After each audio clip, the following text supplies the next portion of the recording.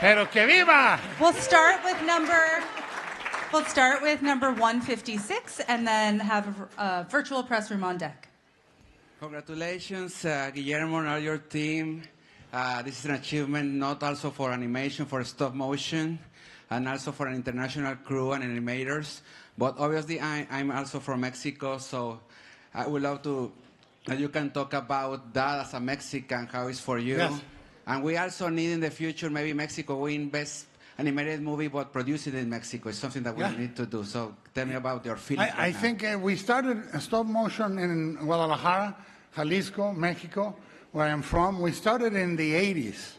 And it started with Rigoberto Mora, myself, Daniel Varela, Mariano Aparicio.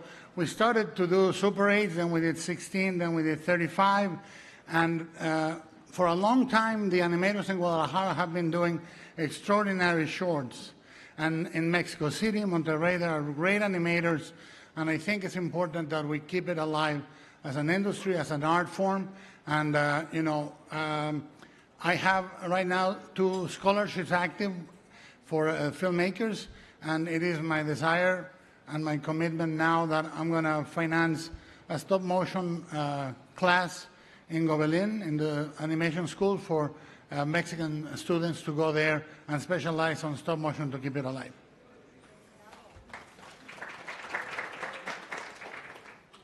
We have Canal 2 International and number 220 on deck. 220. Bingo. Chale huevos. Hello. Hola, Guillermo. Hola. Can I do it in Spanish? Is that okay? Yeah, okay. Guillermo, la última vez que nos encontramos nos habías dicho de que te sentías un poco como Chepeto. Y ya que le diste vida a Pinocho, si pudieras darle vida al Oscar, ¿qué crees que él te diría a ti? Wow. La marihuana es muy barata. O sea, me diría que es el Indio Fernández y que no se va a quitar la espada. Gracias. Okay, sorry, we're going back to Canal 2 International. It's a virtual question, and then we'll have number 333 on deck. Okay, so I'm Stefan Momo from Canal 2 International in Cameroon, Central Africa. So first of all, I would like to congratulate you guys. And my question is to know if it is possible for you guys to share your experience with animators from Africa, in particular in Cameroon. Yes, sir. I didn't hear the question. Share your experience with animators in Africa. Oh, yeah. Well, I mean, our animators are stars. They are the actors in our film, and then they will never get enough credit. They really have to breathe life into these characters, and we found some people who could truly do that. And they were just remarkable. They really could get in deep into the character and understand what the character was thinking and feeling. So it wasn't just motion, it was emotion. And that's really, and we also focused on the quiet moments, because those are really important. Animation isn't all about big pose-to-pose movement.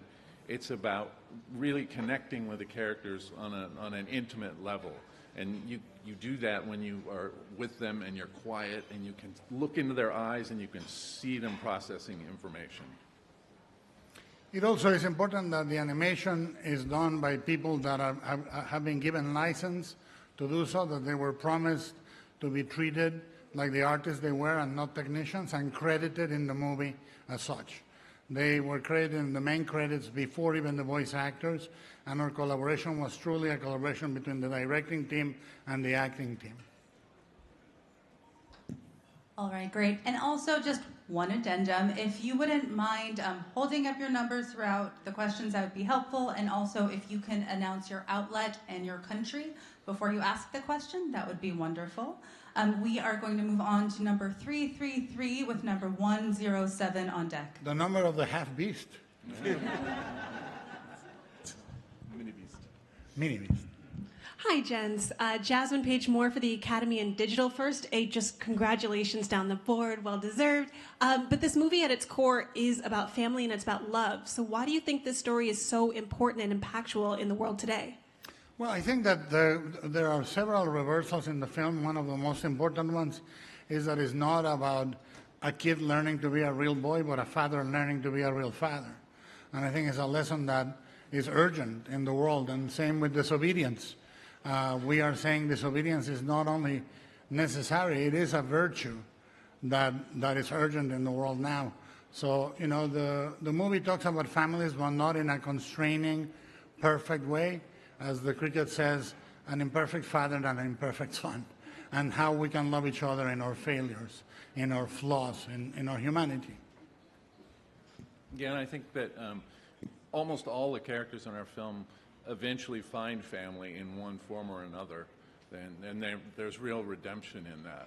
And I think even though it's ultimately a film about sorrow, it's also a film about hope.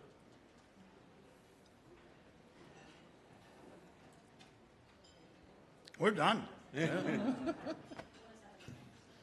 We have film critique, which is part of our virtual press room, with number 149 on deck. 149.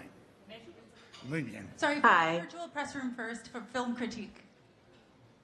Hi, I'm Nancy Green with Film Critique. Congratulations on your win. And one of the things I wanted to say, Mr. Del Toro, that your movies have broken the mold in terms of what genre movies can do and the possibilities. I wanted to know, what do you think that this win will do for animated movies in the future and the possibilities that there? I think that is not a single win. We're going to have to organize ourselves as a community. We have to have dialogue with the guilds. We have to have an active dialogue with the Academy. This is an art form that has kept being kept commercially and industrially in the kids' table for so long, and it really is a mature, expressive, beautiful, complex art form. So a win helps, but it is about going forward as a community, making it strong, making it known, and say what we need, because the promise of animation can be fulfilled by the artists that are in the community beautifully. And young animators are coming in all the time that want to do this, and they don't want to just conform themselves to the rules and product that is demanded of them.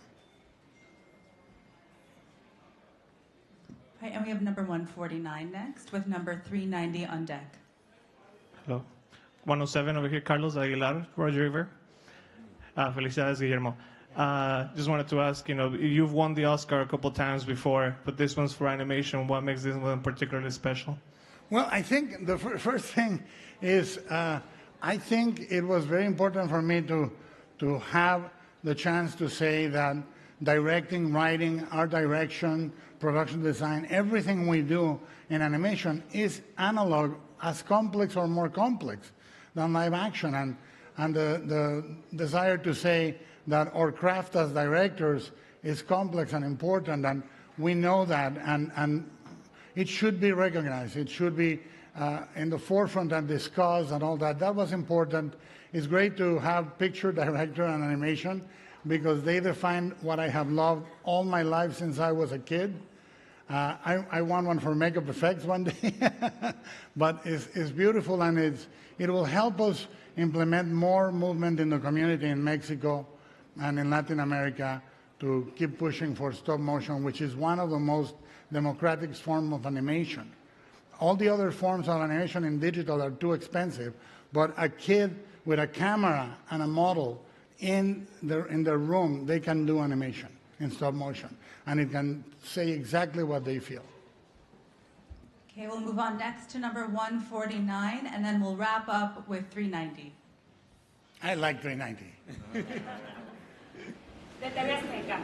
Felicidades por su tercer Oscar, por hacer historia, a ganar como mejor director, película y ahora película animada. Sí. Nos hace sentir muy orgullosos como mexicanos, y me gustaría si nos pudiera compartir un mensaje para todos esos jóvenes que gracias a sus logros siguen buscando la oportunidad de poder sobresalir buscan tener sus becas y sobre todo seguir sus pasos. Es un ejemplo no nada más para los mexicanos, sino para todos los jóvenes latinoamericanos que nos sabemos en situaciones pues, menos favorecidas, pero que de igual forma en usted pues hay mucha ilusión. En español está, la arena en que Latinoamérica y México puede competir con todo el mundo es creatividad y fuerza del alma y expresividad y potencia artística. Y eso es muy importante y era muy importante hacer una parte de Pinocho en Guadalajara por eso y el apoyo que le doy a la comunidad en stop motion en México en general continuará y es importante que siga. Este año ANSI, el Festival de Animación en Francia, lo dedica a México, ahí estaremos y simplemente que sepan que esta es una forma de creatividad inclusiva, hermosa, potente. Pero que viva. And number 390. And also, if you are going to ask a question that is not in English, if you could please repeat the question in English afterwards so everyone... You want me to repeat the answer in English? Because I can. What the fuck? Why not? What is important for Mexico and Latin America to look towards animation is that we can compete with creativity, passion, and artistic flair with anything in the world. And stop motion allows that for them to continue expressing. This is an important year for Latin America and Mexico in animation. The Festival of Annecy in France dedicates this edition to Mexico. We're going to be there, and we're going to push this message as much as we can. There you go. And now number 390. Perfect. Thank you. Alex Segura, Voice of America, to your right. Guillermo, your right. Ay, hola. Hola, ¿qué tal? So this question is going to be in Spanish. So first, because I work for the Spanish division of Voice of America. So, en español, muchas felicidades por el galardón. ¿Qué representa esto para el cine latinoamericano en general, no solo en animación?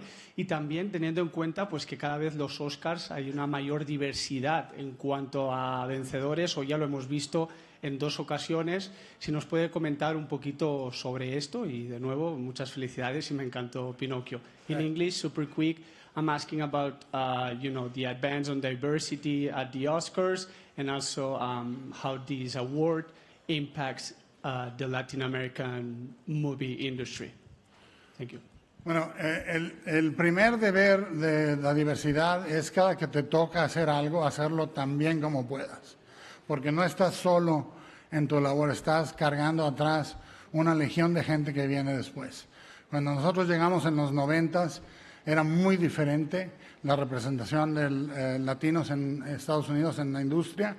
E incluso recuerdo con bastante dolor una entrevista que mi cinematógrafo, Guillermo Navarro, tuvo con un agente de talentos en el que le dijo, ¿para qué quiero un mexicano si ya tengo un jardinero? Y el desprecio que había en los 90 se ha ido venciendo poco a poco. Creo que estamos mejor, nunca está completo el trabajo, siempre hay algo más que hacer, pero tiene importancia, cada uno de nosotros hace algo para una multitud de gente que viene detrás. So what I'm saying is that every time you stand to do a job as a Latin or a minority, anything you do, you're not alone, and the first duty of representation is to do it really well. To do it really well because you're not doing it for you, you're doing it for people that come after you and are looking forward for opportunities. And if you don't do that, you're closing that door. The things have changed since I came here in the 90s. I remember with great chagrin an interview I had with Guillermo Navarro, the cinematographer that won the Oscar for Pan's Labyrinth, with a talent agent that said to him, why do I want a Mexican? I have a gardener. And there was a lot of open and subtle racism that you have to move, and there is a glass ceiling. There is, and you have to keep pushing it all the time. It doesn't end with one generation, it doesn't end with one person, but again, together, you push that limit more and more and create opportunity. Yeah. All right, thank you very much. We're all set. Nos vemos. Gracias.